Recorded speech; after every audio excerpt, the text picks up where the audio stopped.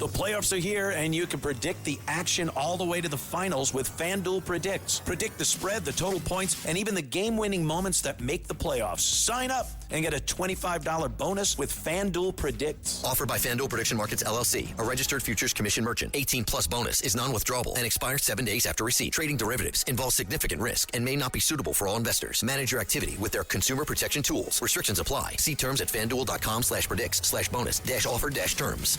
The Larry Kudlow Show. Entertaining and informative. On the Red Apple Podcast Network. Hello, folks. This is not Larry Kudlow. This is Steve Moore. By the way, Larry Kudlow was the best man at my wedding. So Larry is my best friend in the world, and it is quite an honor to be sitting in his seat today because he is traveling back from the Reagan Library for an incredible event that they had honoring I believe Ronald Reagan was one of our 5 greatest presidents.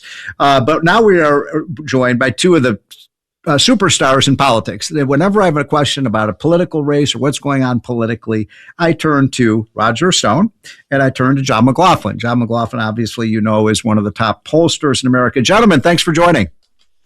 Pleasure to be here. Delighted to be here.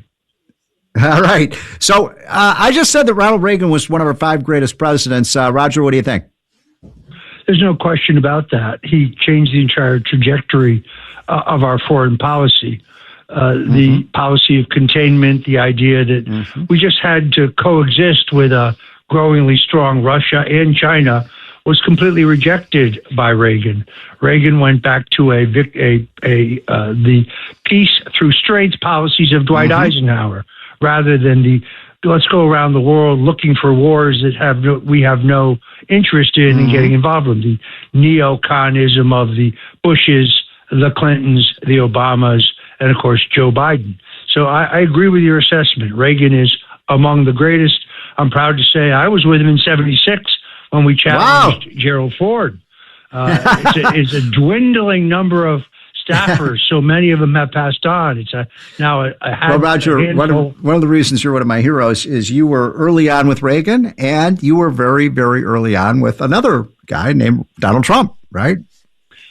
They have many things in common. They're both, big picture thinkers. They're both extraordinarily determined when they're set to something, and they both understand that lower taxes and less regulation provides real economic growth and job creation. I'm going to get to John McLaughlin in just one second, but one last thing. I think you were one of the first people that I knew and respected very, very early on, who was a Trump person, and when Larry and I met Trump back in January 2016, we were just blown away with the guy. I had not met him before, but what was it about Trump that made you think he would be great? I actually recognized as early as 1988 that he had the size and the stature and the independence, and he was untied to any of the past failures. I mean, he was a Republican. Right. But he was no lover of the Bushes, for example. And I understood, above all, that he had the courage and the stamina. This is the toughest guy I've ever known. Now, look, I worked for Senator Bob Dole. He was a very tough guy. I worked for Richard Nixon. He was no slouch. Donald Trump is the toughest human being I've ever met, particularly when he sets his mind on a goal, and those goals are for the American people. So, John McLaughlin, what do you think? I agree with Roger. Roger and I have had parallel careers where he may have worked for Reagan in 76. I volunteered for Reagan in 76, which when I was in college, I was told by the state chairman, Dick Rosenbaum, who was... well, wait a minute. Were you like 12 years old? No, I was in college. I mean, I'm older than you, Steve. And Dick Rosenbaum told me I couldn't go to the college Republican meetings. And I was going to vote for Roger because my friend Arthur Finkelstein had asked me, but I was volunteering for Reagan, so they wouldn't let me go to these meetings in Albany and stuff. But we got him back, and Reagan won. But the thing is, as Roger was saying, I mean, Donald Trump is basically the extension of the Reagan coalition into the 21st century, where Reagan had working class voters convert to the Republican Party, but they were working class Democrats, Lane Kirkland Democrats. And Trump brought them into the party. They have children and grandchildren, in effect. And he made it the party of the working class voters. That's how he was able to win in 2016. I didn't meet Donald Trump until 2011. But I did. And he was thinking about running for president then because Roger probably put it in his mind. And then he ran in 2015, 2016. And in 2016, at some point over the summer when he said, all these media polls have Hillary Clinton winning. How are we going to beat her? I said, you're going to max out the anti-Hillary vote. And there's plenty of that. Yeah. You're going to siphon up the libertarians from Gary Johnson. Remember him? He was running at 10%. And I said, then you're going to bring millions of voters into it who didn't vote for Mitt Romney 4 years before. And they're going to be working class people that make less than $60,000 a year, and you're their blue collar billionaire. And he did it, and it's unbelievable. He built this great coalition where he's got, he won the popular vote in the last election, and that's an extension of that, like Reagan. Well, let's stick with this because this wasn't my intention to talk about this, but it's such a fascinating topic, and you two, Roger Stone and John McLaughlin, are the perfect people to talk about with this. As I said, I met Donald Trump for the first time in January 2016 when I had a meeting with Larry Kudlow for an hour and a half with Trump in Trump Tower. And by the way, when I walked into that room, I did not like Donald Trump. I thought he was kind of arrogant. I thought he was kind of a blowhard. Don't tell him I said that. But after that meeting, I was like starstruck. I'm like, this guy's going to be the next president. So. By the way, and I want to say something else. Just to interrupt. Do you know why you had that meeting? Because he was out there on immigration and other issues, and he says to me, going over a poll, should I get a tax cut plan? And I said, yes. I said, you're running for the Republican primary. And he said, where do I get one? I said, you call Larry Kudlow and Steve Moore. Well, by the way, this is an important point you're making, John, because we went in that meeting with a pad of paper and a pen, and we wrote out a tax plan for Trump, and that really, I joke that should be in the Smithsonian Institute because that became the first version of the Trump tax cut, which was then extended this year. By the way, I was just going to say that the true conservatives, the people who were with Reagan, not necessarily in 1980, but in 1976, like you two were. So let's stick with this, though. It's such an interesting subject.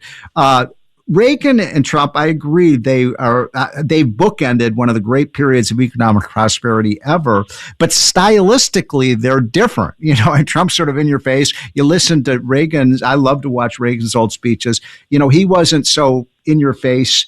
So how would you say, Roger, they were the same, and how were they different? I think they're the same in the sense of their stature. Right. Their presence, their ability to dominate the room. Right.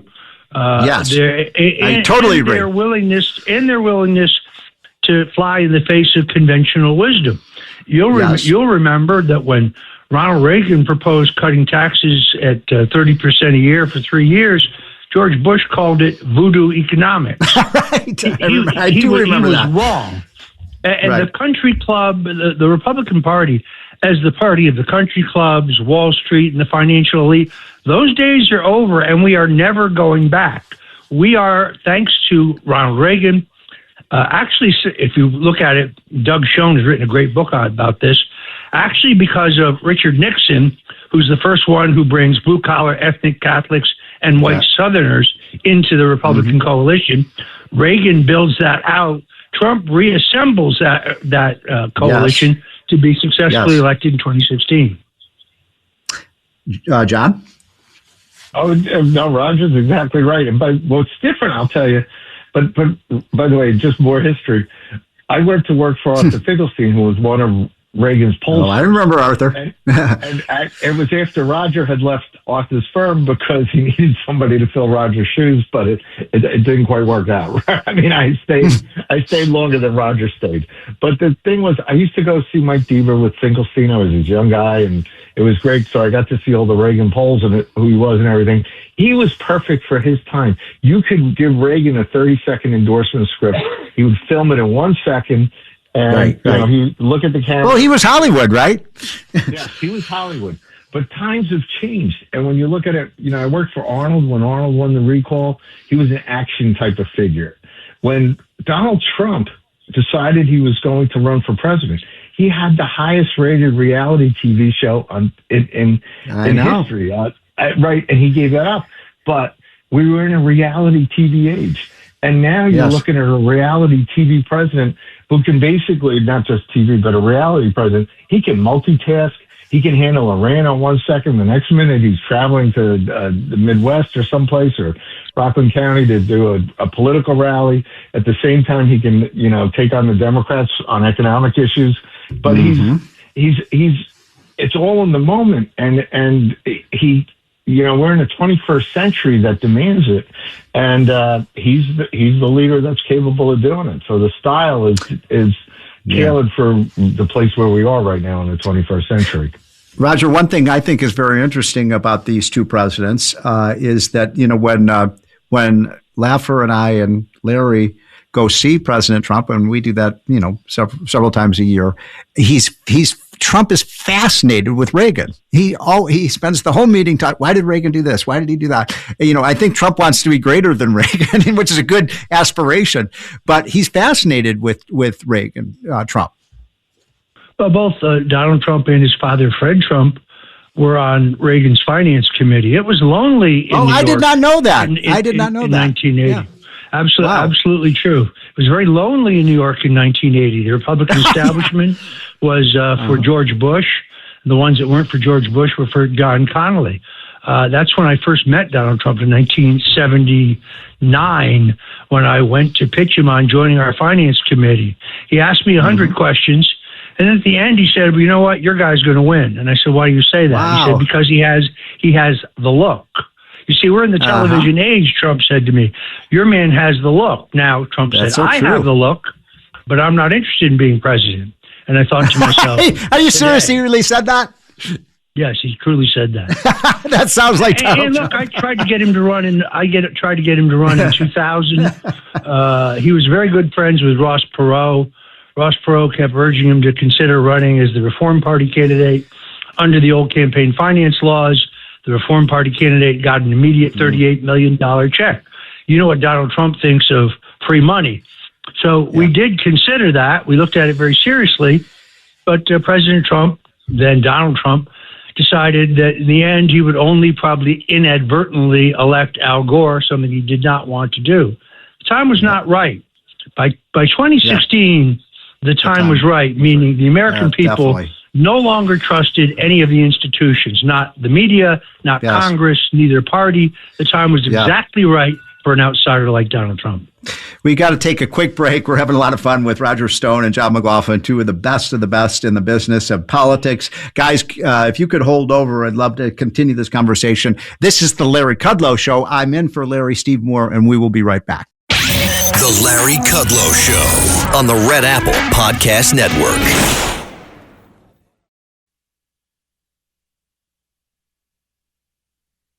The Larry Kudlow Show. Entertaining and informative on the Red Apple Podcast Network.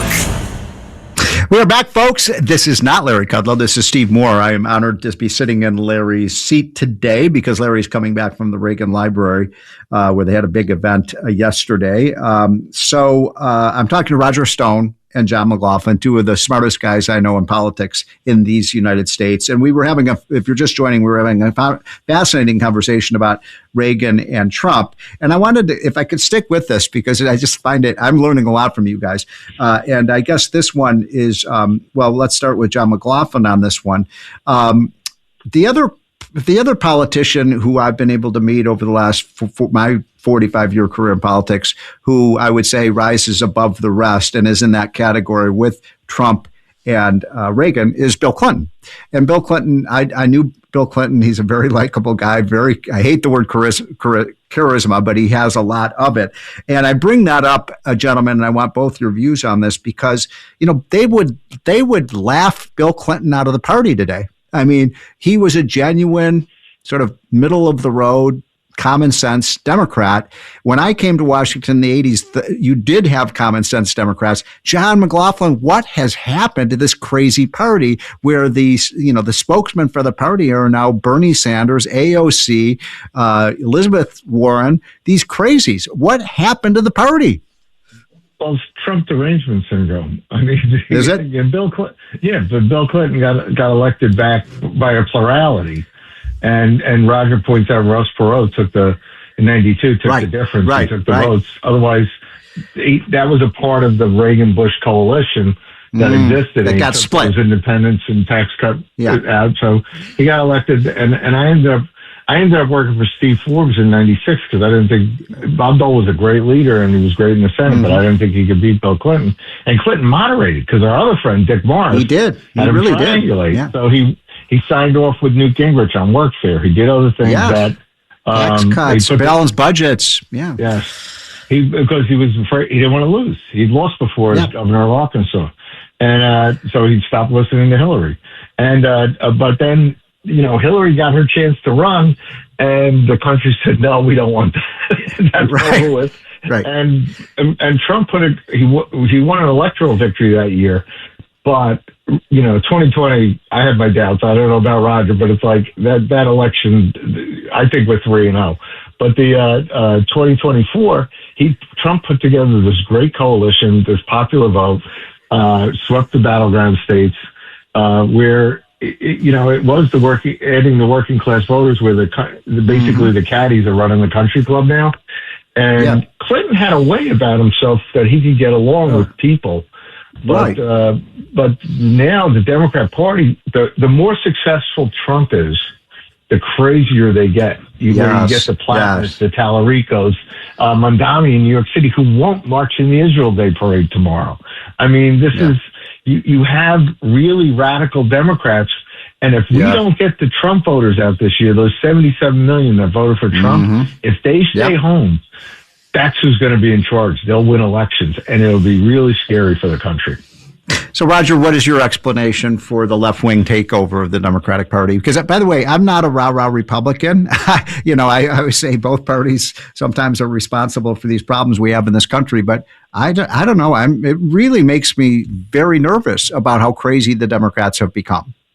Well, first, let me quickly address the Bill Clinton question. I have written an award-winning book, The Clintons' War on Women. Bill is not the lovable, charming rogue you think he is. He is a serial rapist, and I document this. He's a serial assaulter of women, and Hillary ran the cover-up of those operations. Yes, she did. She did. I invite them to sue me if they'd like. They won't. So, but putting that aside, the real question, of course, is when the Democrat Party doesn't offer any policies that are attractive to working class people, it's not surprising that they've been taken over by a radical Marxist clique, which is what has happened. So the word moderate Democrat is an oxymoron. They don't exist anymore. And more importantly, they cannot win a intra-party contest anymore. So that party is no longer capable of producing a nominee who would even be considered a moderate. Chuck Schumer is considered a dangerous right-winger within his caucus at this point. And by the way, if AOC should challenge him in the primary, Chuck is toast. So I was watching this ad that just was released. I'm not a big Ken Paxton fan. I was for John Cornyn in that race, but Ken Paxton is now the Republican candidate in Texas, and he's running against this guy, Tallarico, you just mentioned. Have either of you seen this new ad that Paxton has put out on the real Tallarico, where he says, I'm against beef in Texas. My favorite people are transgender people and all of this stuff. I mean, it's unbelievable. Jeff, it's a 2-minute internet ad, but it's got a lot of facts in there. So, I mean, he really is radical. He doesn't fit in Texas at all. So although we got John, 2 minutes. You would admit that Texas demographically has been trending in the wrong direction, unlike Florida. So Texas has been progressively becoming bluer overall. On the other hand, I still think at the end of the day, Paxton will beat Tallarico because even Tallarico is too far outside the mainstream for people who are still registered as Democrats in a state like Texas. So we got about a minute and a half left. Hold on. I just want to ask you guys, well, John, especially you, this one. We were supposed to talk about this on the interview, but we got sidetracked. But the other big race everybody's looking at is the L.A. mayor race. Give us 60 seconds. We just we did 400 likely voters for the California Post Tuesday through Thursday, and it's 2/3 of them are Democrats. And Spencer Pratt is tied with Bass, 30% to 30%. Wow. You serious? Mine's at 23. Wow. She might move up. Over 60% of the voters in LA disapprove the job that Bass has done. They are unfavorable to her. And the question is, who's better to beat her, Rahman or Pratt? And Pratt's going to be one of the two. The question is, can Rahman have a good weekend that enough mail-in ballots go in and she could beat Bass? Otherwise, Pratt might have a shot to win in November. Roger, any thoughts on that race? The turf is not friendly, just in terms of demographically and That's for sure. And by party registration. Karen Bass says her two political heroes in life, Mao Zedong and Fidel Castro. I kid you not. God. Jeez. No wonder she's such a great leader. Hey, that's Roger Stone, folks, and John McLaughlin, two of the best in politics. Thank you, gentlemen, for joining. The Larry Kudlow Show on the Red Apple Podcast Network.